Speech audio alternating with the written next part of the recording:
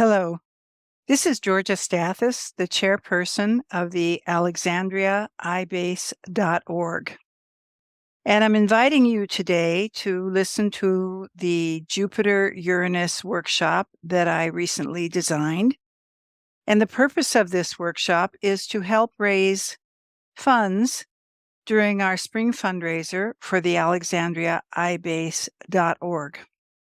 Before we begin, let me give you a little background, even though you've had a little intro to this. The Alexandria iBase is designed for all people interested in astrology globally. It was actually started before 2015 when we became a legal 501c3 nonprofit educational foundation. But it began actually a few years earlier at a regional meeting of NCGR on the East Coast, where I brought up the issue at the time that I was receiving a lot of collections from families whose astrologer mothers, fathers, aunts, uncles had passed away and needed to know where to put the books. For many years, I was sending them abroad to Australia, to Europe. I was giving them away to local organizations that needed them for book sales. And I even tried to get the libraries, the publicly funded libraries, to take them, but they wouldn't. Number one, it was because there was no room and no funding, and they would take them for Friends of the Library sales, which meant that any collection, which is often quite rare in astrology, would be sold in piecemeal for $1 here, $2 there. And so I brought up this problem, this challenge to the meeting of NCGR. It was on the Charles River, as I recall. And at the time, the group really wanted to help us. And at that same time, it turned out that my dear friend, Christine Skinner of the UK, also a financial astrologer, had been working with Uranian Trust in England. And we had a meeting. We went to tea and we talked about what we could do. While this was going on, Enid Newberg, who was our president at Kepler, I had taught for Kepler for several years in the undergraduate program, and Ann Beversdorf had gotten together and talked about the issue of what's going to happen with all these books. It was a lucky accident that we all knew each other. And so we began having monthly meetings from around 2010, 2011, trying to figure out how to make a catalog and a database that was subject-driven, so anyone could use it if they were looking for subjects in their own library or wanting to know where a book was that was astrology-based. We had a lot of starts and stops, but somewhere around 2015, we became a legal LLC nonprofit foundation. We now have librarians on staff that we pay to do the cataloging. And this presentation today is for you to learn a little bit about the upcoming Jupiter-Uranus conjunction and the fascination of this cycle. But it's most importantly here to ask you to help support our organization by going to alexandriaibase.org/donate. There will be slides at the beginning and the end of the presentation that will show you how to do that. And with that said, thank you for listening, and I hope you enjoy this presentation. So, welcome to the Jupiter-Uranus conjunction workshop from Georgia Stathis, the chairperson of alexandriaibase.org. So the question with the Jupiter-Uranus conjunction every time it comes around is what to expect and what to forget, because as astrologers or those beginning even to study astrology, Jupiter-Uranus is never very predictable. So what I'd like to do today is go through some history.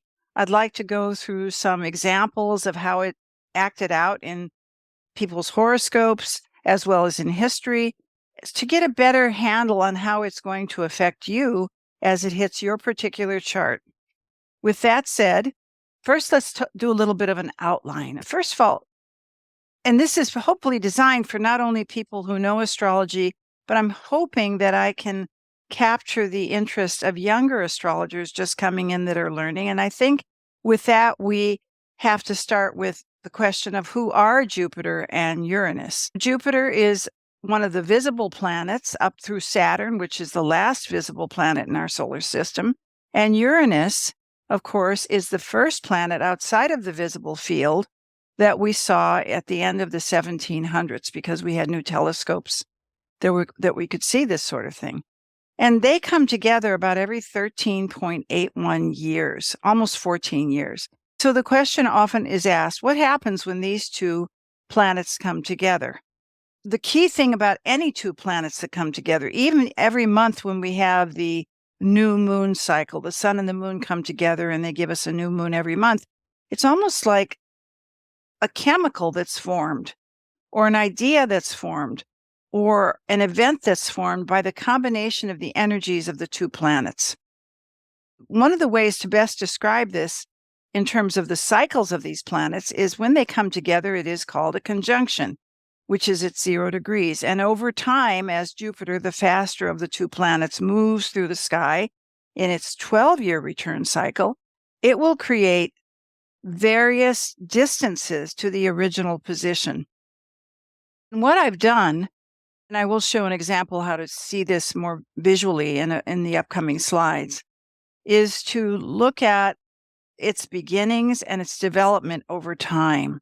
So there's different ways of looking at any synodic cycle, which is when two planets come together and make a conjunction. And the two planets are always on very different orbits. But when they come together, they form what we call a new synodic cycle. Sometimes, like with Jupiter-Uranus, they're only about 13.81 years before they return. And others, which are much, much slower, like the Uranus-Neptune, which is about 172 years, which happened in 1992 or 1993. And others that are even bigger than that, which are around 400 plus years. Last time this one occurred was when Neptune and Uranus came together, and that was in the late 1800s. There's two different ways of looking at when these conjunctions take place and they begin to separate from each other. The one that's the standard one that we look at as astrologers is what is the constant relationship as Jupiter and Uranus are moving in aspect to each other. And that's a little different than another system that I'll show you a little later. Both are very relevant.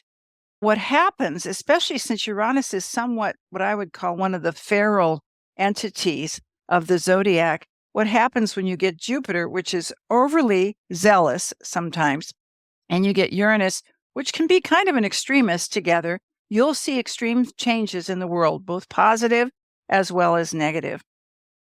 And what I'd like to do as we go through this is not only talk, like I said earlier, about the history, but also how to incorporate this new cycle that's coming on April 20th, 2024 in the United States and in England on April 21st of 2024.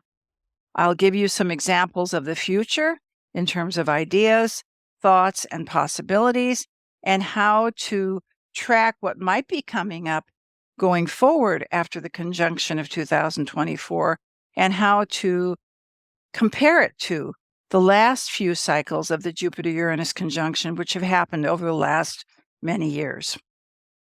So first of all, who are these people? Who are Jupiter and Uranus? Well, Jupiter, who's named as the Roman name for Zeus, which is the Greek name, was the big god, as I used to call him. He's the grandchild of Uranus, who is the original cosmic provider of the stars and planets. And as Carl Sagan said, created the billions and billions and billions of stars. Jupiter, Zeus, is the son of Kronos, Saturn. Kronos is the Greek name for Saturn. Chronos in Greek means time, and the Roman name for this same archetype is Saturn. Saturn is the one who is sent to kill his father, Uranus, by the mother Gaia. Let's give a little family tree here. So basically what happened is Uranus, the cosmic creator of all things that we know, was creating the stars and the planets and the universes, but once in a while, Uranus would get very, very lonely. And he would decide to get together with Mother Earth, Gaia, and he would be with her, and they'd create all these children. All these children would be happening. After a while, Uranus would get very tired of being with someone and he'd suddenly separate. And that's actually one of the themes of Uranus is fusion and separation, fusion and separation. But after this happened many, many times, Gaia, Mother Earth, got very tired of it. So she sent her very serious son, Saturn, Kronos, to kill the father, Uranus. And which point the new generation was founded. But then what happened? Saturn began to be the one that built the buildings, created the rules, created the corporations, not really the corporations, but the temples, the structures. Saturn is very much associated with building and creating structure and was very good at it. Saturn energy is very good. It's the best of the best energy many times because it puts its energy forth and is tireless in many ways. But at one point, Chronos Saturn was told, well, you're doing a great job, but one of your children is going to be taking over, at which point Chronos Saturn says, no, that's not going to happen. So he proceeds to eat his children. And Rhea, his wife, begins to feed the children to Chronos Saturn.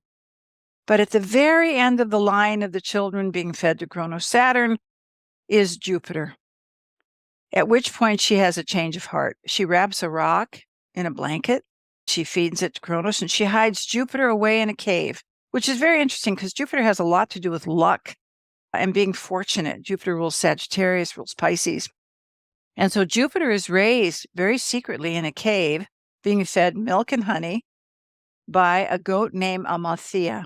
At some point in the story, Jupiter, I think he just gets too big for the cave, much like Chiron in another story. And he comes out, he confronts his father, Saturn, and says, look, prophecy is true. I'm here. I'm going to take over. And they get into this battle. At which point, Saturn finally realizes, hopefully gaining some wisdom through this, that he must let go. And now Jupiter represents the birth of possibility and is released from the issues of fear, which are often surrounding Saturn. And now Jupiter takes over. So in many ways, even though Jupiter is not like his grandfather Uranus, who is creating the billions and billions of stars, there is an element of creativity and an element of opportunity and possibility that comes with the energy of Jupiter. And so if you look at these two characters, Jupiter and Uranus, Jupiter being the grandchild of Uranus, you bring the idea of Uranus is creating the billions and billions of stars, cosmic energy, and then you bring Jupiter, who's very fortunate in.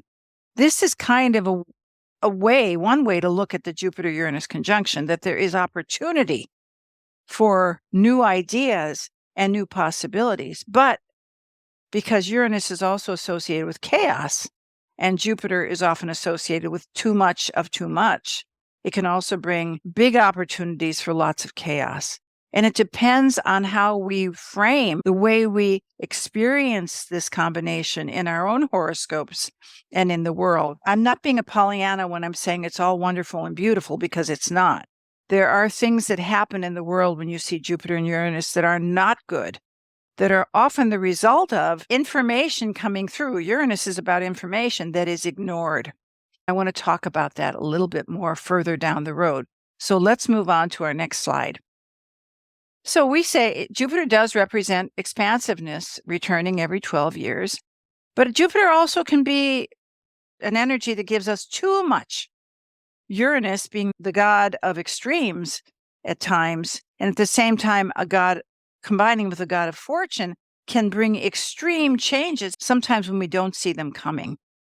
A god who in the end was the final decision maker calling the shots. Jupiter was expansive. He loved to wander, explore often without conscience because he was in charge. Remember, he killed his father, Saturn, Kronos. He was now the god of possibility.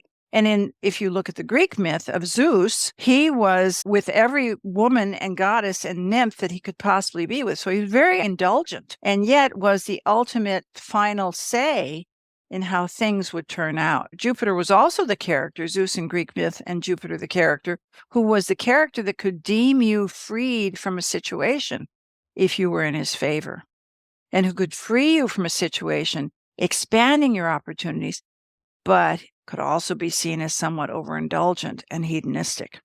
It's very interesting because if you really look at the sky through a telescope, Jupiter looks like a giant ball of gas. And sometimes too much Jupiter in the chart or too much Jupiter feels like just a big ball of gas saying a lot of things that it doesn't necessarily mean.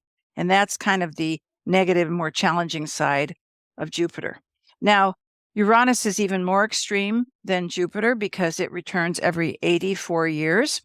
And again, it conjoins with Jupiter in a synodic conjunction every 13.81 years, creating volatile as well as exciting, as well as unexpected outcomes. The interesting thing about the Jupiter-Uranus conjunction, especially as it's getting closer and closer and closer, which is where we are right now in March of 2024 when I'm presenting this, it starts to feel like a pressure cooker that can blow up at any time. And we can see that in the political landscape that's happening right now, not only in the United States, but all over the world.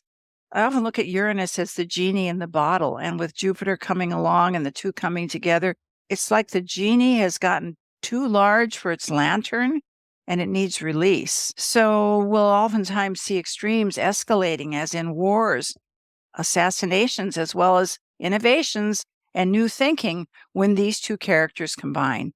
We'll see explosions of the heart and the planet abounding. We will, as with any Uranus transit, and particularly with Jupiter-Uranus, in the beginning of these cycles, see extremes because Uranus is the planet of extremes.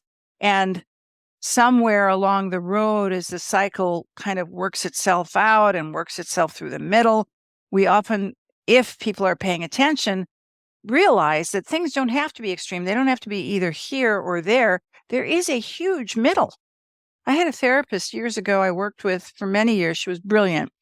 I have a lot of Aquarius in my chart, and she didn't know astrology, and we never really talked about it, but she listened to me for years, and then I started opening up to her about other things in my life. And at one point, I really remember her looking at me and saying, "You seem to be very extreme in the way you think about things, that they're either or." And I remember very clearly she put her hands together and she slowly separated them and said, "Georgia, you realize there's also a huge middle." And this is the thing that I would like to see as we move through some of these cycles, that we realize it's not either or, that there is a big middle, but sometimes it takes a cycle to start and get used to itself to come to that place of what we call compromise. And the other piece of it is, if you look at Uranus and where it is, and I mentioned this a little earlier, Uranus is outside of the visible field of the planets. It is out of the box. I often look at Uranus as out of the box thinking, right? They knew something was out there before they had these telescopes that could see it, because every time the other planets that we could see out to Saturn would get to a certain part of the sky, they'd seem to be a little bit out of their orbit or a little edgy in their orbit. And they couldn't understand what that was until they saw Uranus in a telescope, which not only was very big, but also is the only planet that really orbits on its side. So that would make sense that it kind of tilt us when we get in that area of the sky. So a Jupiter-Uranus can tilt people either one way or the other, sometimes without any rationale, simply just by mood and emotion. Because Uranus is the slower of these two planets, it will bring out of the ordinary circumstances. Now, Uranus, as we know as astrologers, or maybe if you're not an astrologer, but you're listening to this, Uranus often has a lot of bad press. It's often called chaotic. It can be explosive. It is often considered to be the planet of anarchy, can be an outlier. These are all true. And the thing about Uranus, because it does have an 84-year return cycle, it is always a forerunner of change by large swaths of the population. It actually triggered the tremors that preceded the American Revolution of 1776 and the subsequent French Revolution of 1789. Interesting, since it was discovered in the late 1700s that around the time we were seeing these major revolutions in the world, but we also at that time, around 1789, the radioactive element of uranium was named after it was discovered in 1789. Appropriate, because in many ways, Uranus has kind of a Plutonian energy to it where it can mutate a situation.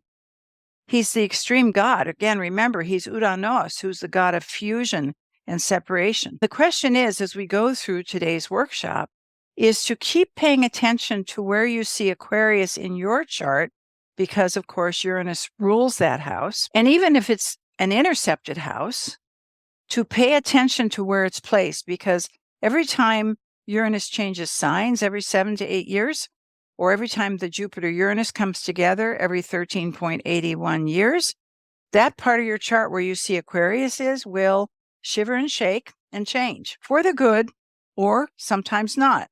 Also look to see where your natal Uranus is placed in your chart, because again, even though Uranus returns every 84 years, you won't get your Uranus return until you're about 84 to 85 years of age. It still will affect the house in which we find Uranus.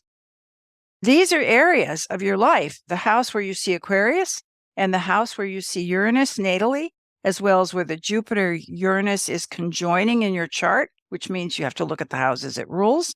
This is where you'll often experience a lot of wanting to be fusing with something and also wanting to separate from parts of that, wishing to break free, saying no to old structures while trying to break beyond the structures that you've built up to this point in your life.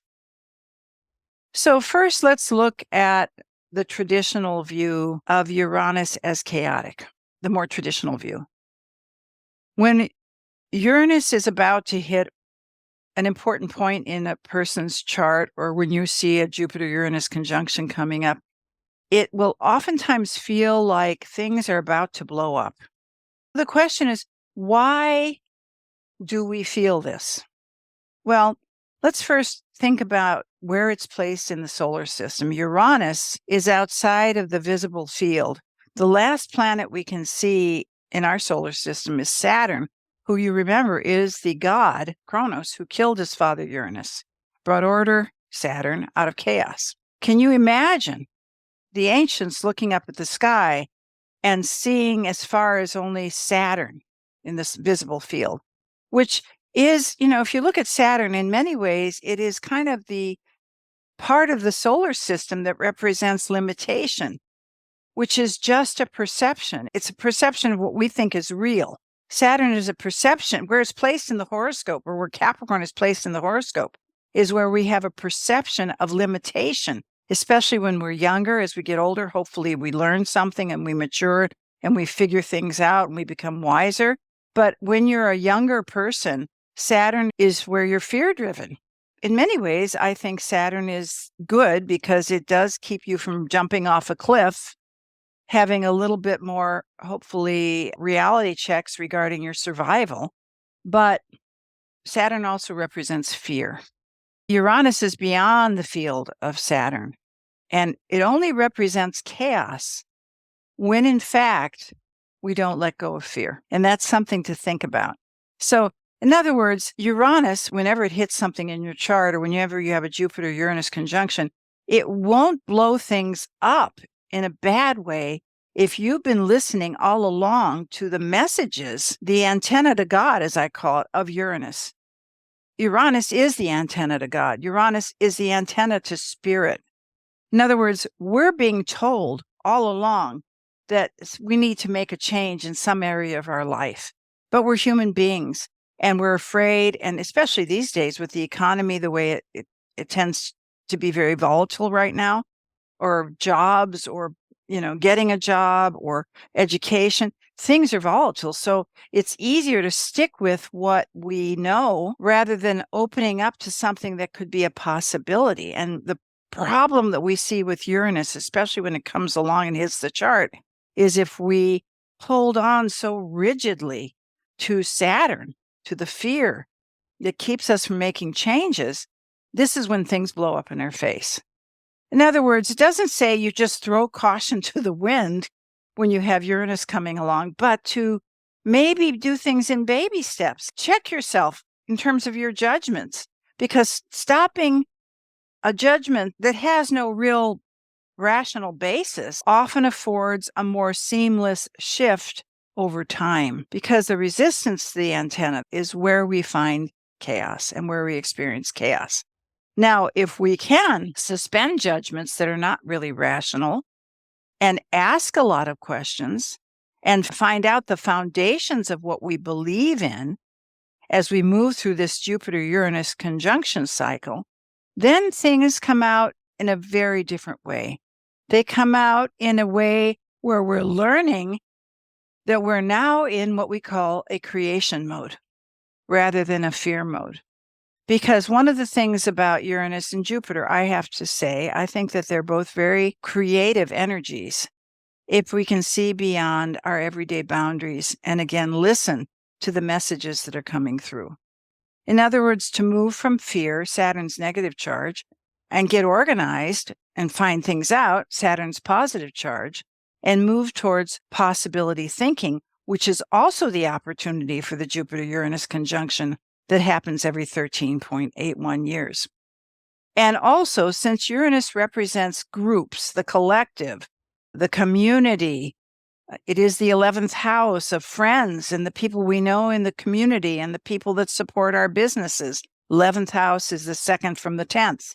It's the colleagues we know. People come to us or we go to other people that we trust where we discuss our goals and what we would like to be, quote unquote, when we grow up.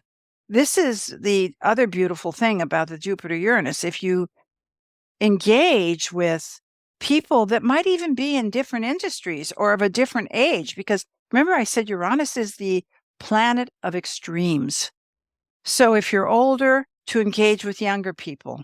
If you're younger, engage with older people, because that gives you a broader spectrum of how magic can happen if you combine very different experiences from very different communities and very different age groups. With that said, then we have to look at the next point, that Uranus is also associated with Prometheus, who was also the rule breaker. Prometheus in Greek means he who has foresight, pro, before, he who has foresight. The story of Prometheus is he felt that the fire should be given to the people. He broke the rules because the gods didn't think that was such a great idea, but he didn't care. He just went and gave it to them. And he was, in fact, punished for bringing the fire to the people. He was convicted so that he had to be on a rock where by day an eagle would eat out his liver and by night the liver would grow back. And this was an ongoing cycle. This was his punishment because he brought the fire to the humans. His radical idea was not accepted and he wasn't released until much later when Chiron took over his position. So the thing about people who have a strong Uranus in their chart, this could be Aquarius on the angle, this could be a lot of aspects to Uranus, this could be Uranus on an angle. These are people that are often 20 years ahead of their time, and they may have an idea 20 or 30 years before and talk about it, and people may think they're nuts, but then coincidentally enough, 30 or 40 years later, people go, oh, this is something that we should be doing. I mean, when we think about in 20 or 40 years, how things have changed, we have AI now. That was something people thought about before. It was in science fiction, which is ruled by Uranus, but it wasn't a possibility. We had telephones. This is kind of an old cliche, but we had telephones. And now we have this Uranian magic wand called a mobile phone in our hands where we have access to all information around the world. Sometimes it's true and sometimes it's not. But if we want to look something up, we don't have to go anywhere. It's in our hand. So the question about the Jupiter-Uranus coming up, wherever it's happening in your horoscope and whatever houses that Uranus and Jupiter rule, if you're willing to start something new, because this is a very creative cycle, are you willing to take the consequences of these big changes you're making? And have you looked at what could happen if this happens and what could happen if that could happen? So this is where Saturn comes into the horoscope, where I need to be responsible in some ways with some new ideas that are coming in and do whatever I can to make sure that it's on the up and up so that down the road I don't fall on my face. This is one of the things that's good about Saturn. Look just where Saturn is in your chart. Do you have enough energy? Do you have enough time?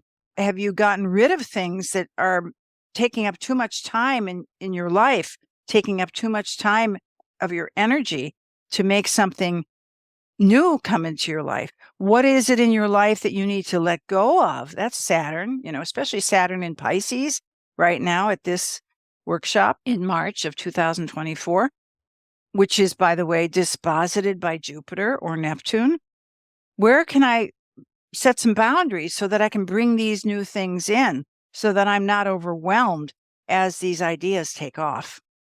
Uranus transits bring crises of opportunity.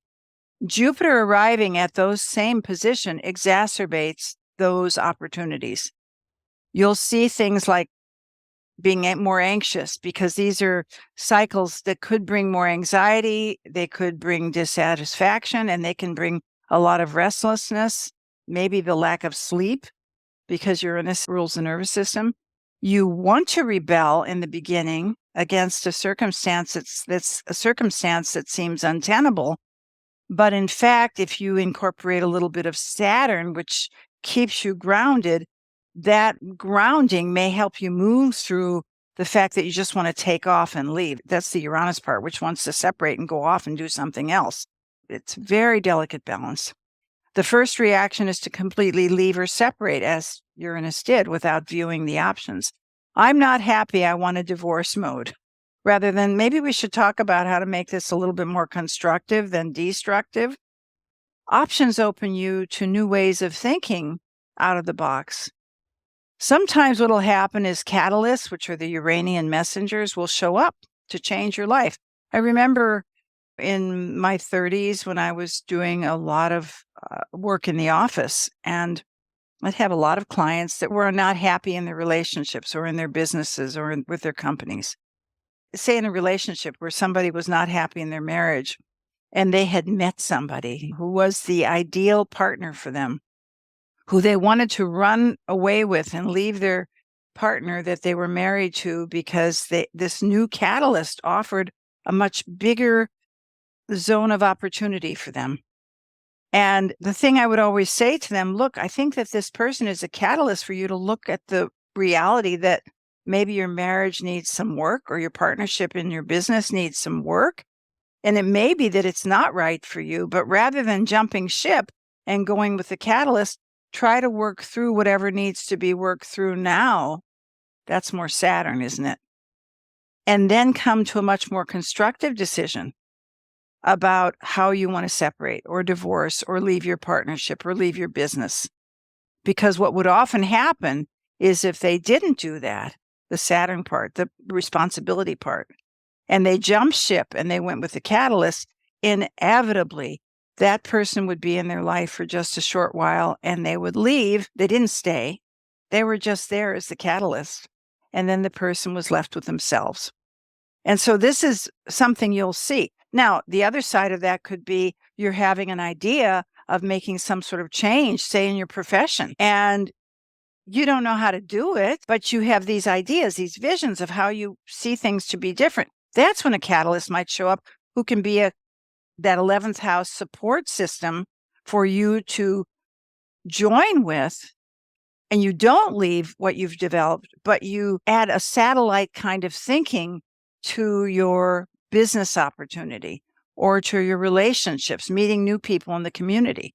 And that's a more positive type of catalyst. The Uranian energy is bringing catalysts in all the time. And to check to see if that person is the right kind of catalyst, and if your intuition is really telling you, even though your mind wants to say it's right, but your intuition is telling you it's not right, then you need to go back to the drawing board and work it out with the partnership you're in, either in business or parts of your business that you want to let go of, or in your personal relationships. And so where Uranus is traveling by transit or progression or solar arc is where you're often trying to be different in a deeper, more psychological way. Now, it may not happen when you have a Jupiter-Uranus conjunction in your chart, although it does quite often. Sometimes you will see, especially with solar arcs, which I love because they move about 1 degree a year.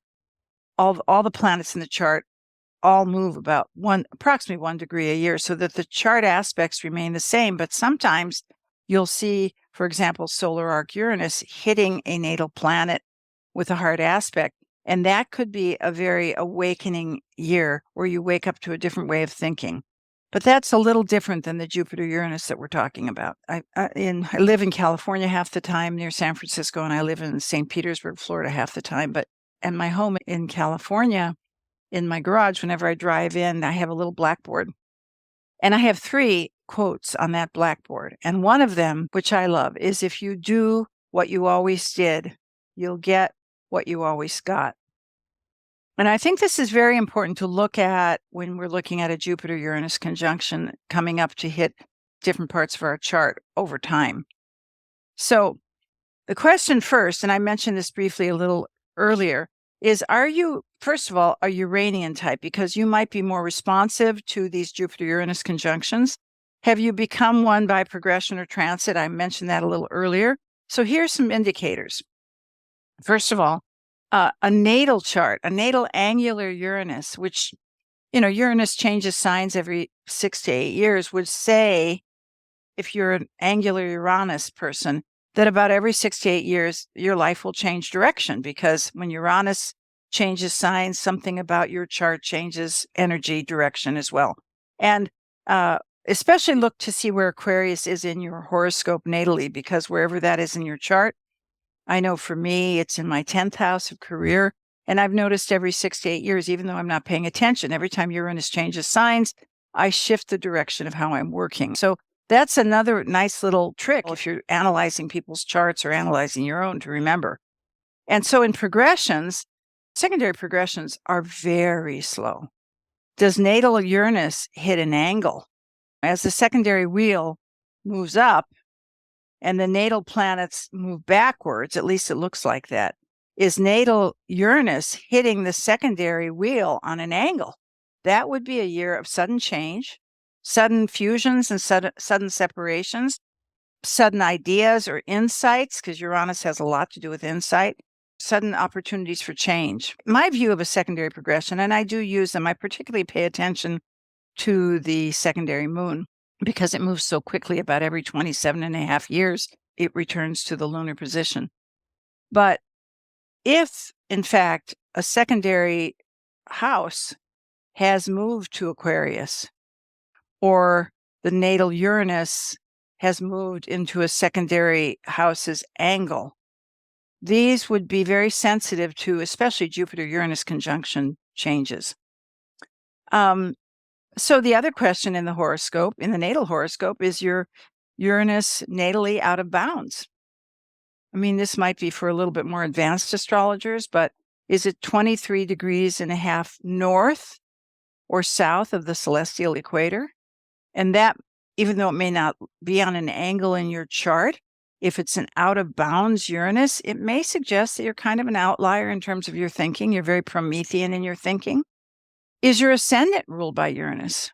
That's going to be a big tell. Every, 13.81 years when Jupiter conjoins Uranus, that's going to bring some opportunity to that ascendant or whatever house it rules. You may become more Uranian in your lifetime with your solar arc directions or with secondary progressions or transits. I've already mentioned that. Another way to get activated, I guess, on your Uranus, did an eclipse hit your Uranus in a hard aspect recently? This can trigger change. It will also activate the house that Uranus rules within 3 to 6 months after the eclipse. And when you're getting an eclipse hitting Uranus in your chart, or hard aspecting it by a conjunction, a square, an opposition, or even some of the minor hard aspects, the eighth harmonics, for a while you'll be in the throes of Uranus. And so that's the whole listening to the antenna. What are you being told that you need to change so things don't blow up in your face? And of course, there's the age cycles that I love to look at. I mean, everyone between around 38 and 42 years of age has a Uranus opposition to their natal Uranus. And I always feel that when Uranus opposes natal Uranus around this time, it can vary because it's a little elliptical, that this is awakening to the soul's purpose. And I see a lot of people wanting to make big changes at this point in their life. And it's a very uneasy cycle because there's things happening around you. It's an opposition, right? An opposition is when things are as far away as they can get in the course of a circle. 180 degrees doesn't go to 181, it goes to 179. So it's almost like a rubber band is stretched and something has to go, because if you stretch a rubber band too much, it'll break. But if you know it's about to break, you have to let go of some things. And that's the Uranus opposition. Because people live to be much older now, there is the return of Uranus to the natal position at 84, 85 years of age. And some very famous people did some pretty incredible work in their 84th and 85th year.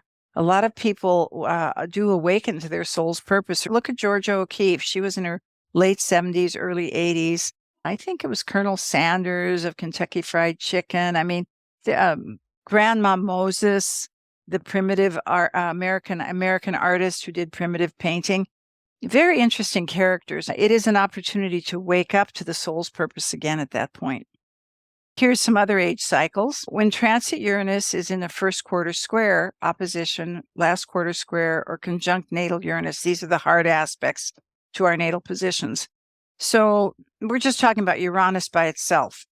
At 21 to 22 years of age, Uranus comes up to do an opening square, first quarter square to natal Uranus. And this is a very interesting period of time because it's before the Saturn return. And this is when people start to experiment with different things that they've been interested in. We've already spoken about the opposition of transit Uranus to the natal Uranus between 39 and 42 years of age. That can vary a little bit because it's such an elliptical orbit. Then around 60 to 62 years of age, which is right after the second Saturn return, we have the closing square of Uranus to the natal position. And this is a very important period of time because when I wrote my book, Pushing Through Time, Synodic Cycles and Their Developing Phases, I really explored the last quarter phase, the closing square. And this can be a time where people feel somewhat lost anytime there's a closing square between planets. But I have seen a lot of people, especially when I was teaching the undergraduate at Kepler College for those 8 years, that many of our professors had their master's degrees, but they were going for their PhDs. They were going to be doing this during this period of time between 60 and 62 years of age, because one of the wonderful things to do during last quarter squares is learn something new. I think this is crucial, especially when Uranus is in a closing square to your natal Uranus around the early 60s, because you've just finished your Saturn return. And this is crucial because you're really basically at the fork in the road at this point. Do you want to let's be frank, do you want to just start getting ready to die? It's a terrible thing to say, but it's true. Or do you want to have a new adventure and learn some new things to open up some brain patterns that have never been opened up before, which can take you in a completely different direction? We have choices. We're human beings. We have choices. And of course, 84 to 85 years of age is the conjunction. And, I'm optimistic, 105 to 106 years of age. Like in your early 20s, you have the opening square to your natal Uranus again.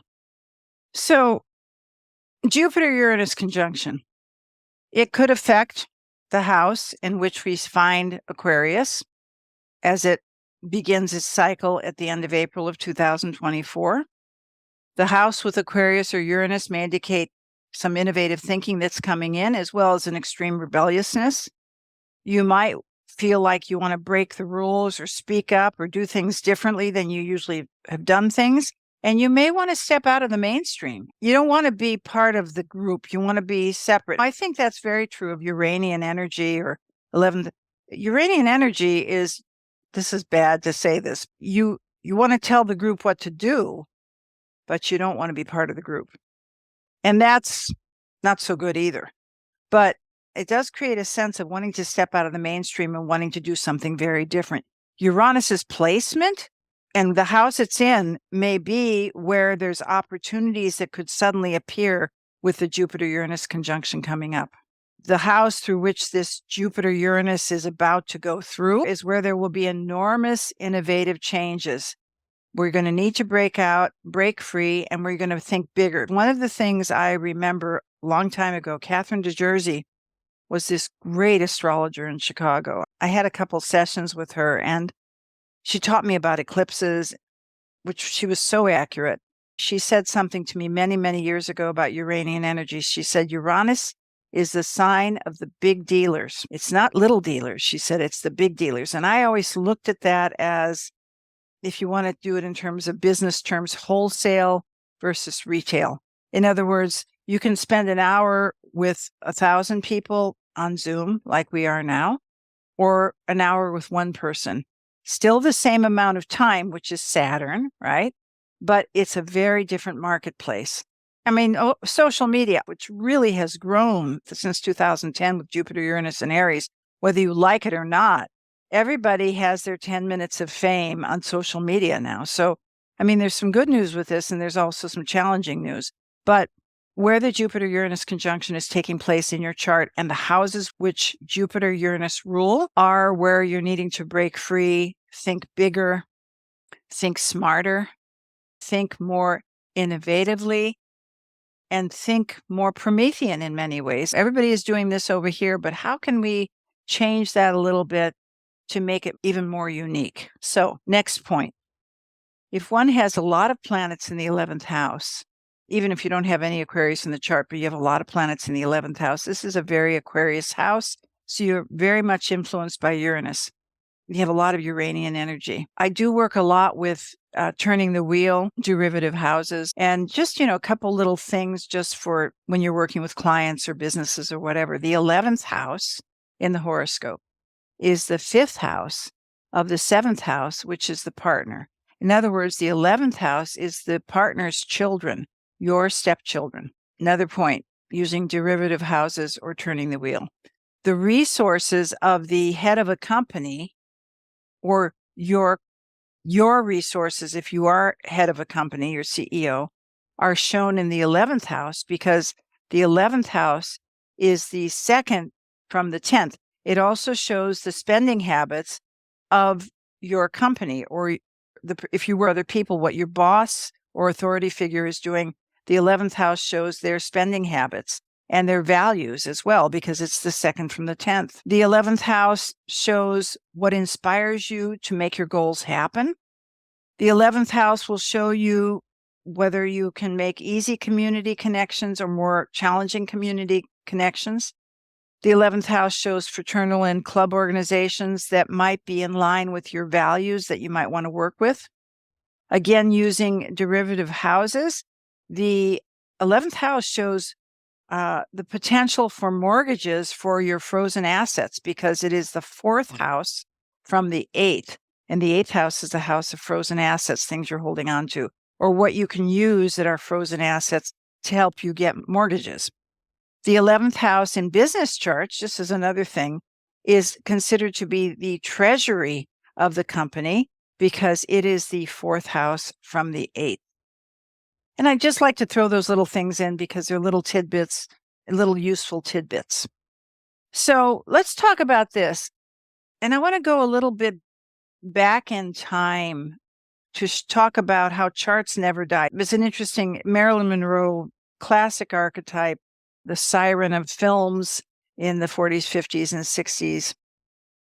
Unfortunately, Marilyn Monroe died at a very young age, but her horoscope seems to get activated every time major planets fly through her horoscope. It's true with a lot of celebrities and famous people. Charts, even though they happen and we've gone past that time, never really die. And when they get triggered by continuing transits through the sky and they hit them, they sit in the cosmic stew waiting to be activated over time. And so this is one approach that I'd like to discuss. In looking at a very recent chart that happened, it was the Jupiter-Saturn conjunction that took place in 2020.